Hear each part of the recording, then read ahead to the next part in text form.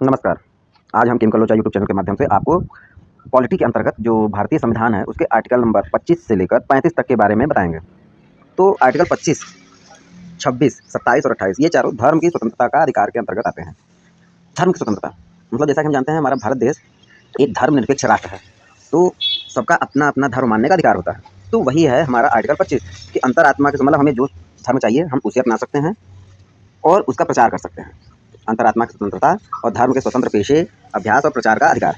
जो 26 है, धार्मिक मामलों के प्रबंधन की स्वतंत्रता। मतलब अगर आप जिस धर्म से हैं, उसका कुछ भी आयोजन कर सकते हैं। जैसे अगर आप अपना पूजा पाठ करना चाहते हैं, रामायण, गीता, कुछ भी भागवत कराना चाहते हैं घर पे, तो इस पे कोई रोक लगा नहीं सकता कि आप किस धर्म से हैं या नहीं हैं। आप किसी धर्म से हैं, आप नमाज़ पढ़ना चाहते हैं, पढ़ सकते हैं। हाँ, किसी को हानि पहुँचाए बिना। आर्टिकल 27, किसी विशेष धर्म के प्रचार के लिए करों के भुगतान के संबंध में स्वतंत्रता। तो कुछ धर्म का प्रचार होता है, तो उसमें कुछ जो टैक्स वगैरह लगते हैं, टैक्स में छूट होती है। 28 है, कुछ शैक्षणिक संस्थानों में धार्मिक शिक्षा या धार्मिक पूजा में भाग लेने की स्वतंत्रता। मतलब जैसे शैक्षणिक संस्थानों में हमारे यहाँ सरस्वती पूजा होता है, कुछ मदरसे हैं, वहाँ पे भी अपना इस्लामी धर्म के हिसाब से पूजा पाठ होता होगा उनका। और ईसाई धर्म में जो चर्च वगैरह का जैसे टाइप का पूजा होता है, जीसस को मान सकते हैं और अपना इस तरीके से। तो वहाँ पे धार्मिक पूजा, से हमारे यहाँ वसंत पंचमी पे स्कूलों में होता ही है सरस्वती पूजा, तो ये सब करा सकते हैं। अब आता है 29 और 30, सांस्कृतिक और शैक्षणिक अधिकार।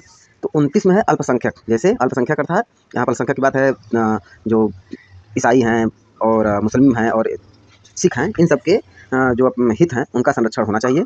और ये उनका अधिकार है कि वो अपने बारे में, अगर उनका हित कहीं पे गड़बड़ हो रहा है, तो वहाँ पे वो अपने अधिकारों के लिए लड़ सकते हैं। ये उनका अधिकार है। और 30 में है अल्पसंख्यकों को शैक्षणिक संस्थानों की स्थापना और प्रशासन का अधिकार। मतलब वो अपने धर्म के हिसाब से अपना विद्यालय खोल सकते हैं। जैसे बहुत सारे आपने मदरसे देखे होंगे, गुरुद्वारे, वो लोग सिखों का एक अलग स्कूल होता होगा, तो गुरुद्वारे में ये मदरसे हैं, ये सब अपना खोल सकते हैं।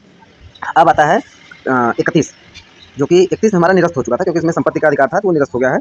अब ये संवैधानिक अधिकार नहीं, ये कानूनी अधिकार हो गया है। तो इस तरह से आपका जो 31 क, ख, ग है, वो है संपत्ति अधिग्रहण के प्रावधान करने वाले कानूनों का संरक्षण। 31 ख है और कुछ अधिनियमों और विनियमों का वैधीकरण, मतलब उसकी वैधता कैसे बनेगी, कैसे कहाँ तक रहेगी, इसके बारे में। और 31 ग है कुछ निर्देशक सिद्धांतों को, जो नीति निर्देशक तत्व है ना, आगे अगले भाग में बताया जाएगा, उसके कानूनों का संरक्षण है। अब आता है संवैधानिक उपचारों का अधिकार। 32 में ये है कि जो आपको अधिकार, अगर आप कहीं हनन हो रहा है, तो आप उस अधिकार को कैसे ग्रहण करेंगे। इसके लिए सुप्रीम कोर्ट को ये अधिकार दिया गया है, और आपका भी अधिकार है कि सुप्रीम कोर्ट में उसके बारे में जाके दाखिल कर सकते हैं, अपने अधिकारों को पाने के लिए वहाँ पे केस लगा सकते हैं। 33 है संसद के इस भाग द्वारा प्रदत्त अधिकारों को बलों आदि पर, मतलब वो जो जैसे आर्मी का होता है ना कैंटोनमेंट एरिया, तो उनका वहाँ खुद का अपना एक अधिकार होता है और वहाँ वो अपने लिए अलग से अधिकार बनवा सकते हैं। फिर 34 है किसी भी क्षेत्र में मार्शल लागू लागू हो जाता है, तो वहाँ पे एक मार्शल लॉ किसी एरिया में अगर हो गया, किसी आकस्मिक परिघटना हो गई या कोई भी ऐसी घटना हो गई जिसमें मार्शल लॉ लगाना ज़रूरी हो गया, तो उस केस में वहाँ पर मार्शल लॉ लग जाता है। तो इसके लिए भी एक संवैधानिक अधिकार बना है, ये सरकार का अधिकार है।